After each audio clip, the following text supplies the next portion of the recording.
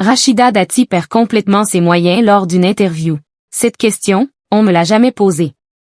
Il est rare que Rachida Dati se laisse aller à des confidences personnelles. Mais, invitée d'un podcast sur YouTube, la politique actuellement en lice pour devenir maire de Paris, a brièvement évoqué son passé marqué par des épisodes marquants de violence. Rachida Dati peut aujourd'hui pleinement se consacrer à sa campagne pour devenir la nouvelle maire de Paris, après Anne Hidalgo. En effet, la politique de 60 ans a démissionné du gouvernement où elle occupait le poste de ministre de la Culture et s'est fait remplacer par Catherine Pégard. À 2 semaines du premier tour des municipales, la maman de Zora donne ainsi un coup d'accélérateur et ne se refuse rien en termes de promotion.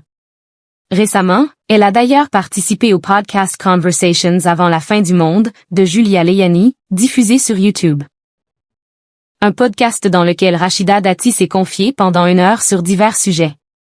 Et à la toute fin de l'entretien, elle a fait preuve d'une grande émotion. Pour cause, il lui a été demandé ce qu'elle dirait à la Rachida Dati de 14 ou 15 ans. Une question qui l'a replongée dans son passé et qui a suscité ses larmes. Rachida, tu vas t'en sortir, la violence tous les jours, ce n'est pas la vie. Ta mère n'est pas éternelle donc il faut te préparer.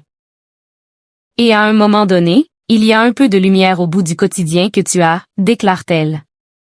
Et d'ajouter, en fait, je ne me suis jamais retournée ni sur mon enfance ni sur mon adolescence. J'ai quelques images mais c'est vrai que l'enfance et l'adolescence, ce n'est pas synonyme de vie mais plutôt de survie. Ce n'est pas synonyme de liberté mais plutôt d'obscurité. Et c'est synonyme de beaucoup de chagrin et beaucoup de douleur. C'est pour ça que je n'ai pas un rapport à la vieillesse ou à l'âge. J'ai un rapport à la vie.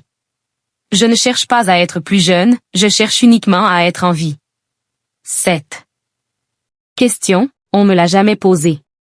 Il est rare que Rachida Dati s'épanche sur sa vie privée.